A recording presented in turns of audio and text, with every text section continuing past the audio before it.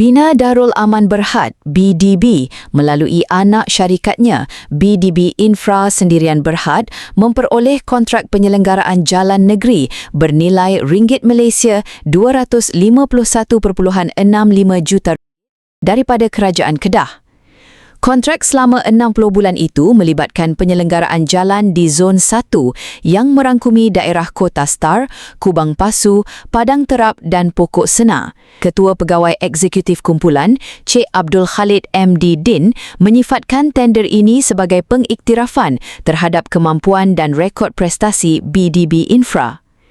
Projek berkenaan juga dijangka merangsang pembangunan infrastruktur negeri serta memberi limpahan ekonomi kepada komuniti setempat melalui peluang pekerjaan dan rantaian bekalan tempatan.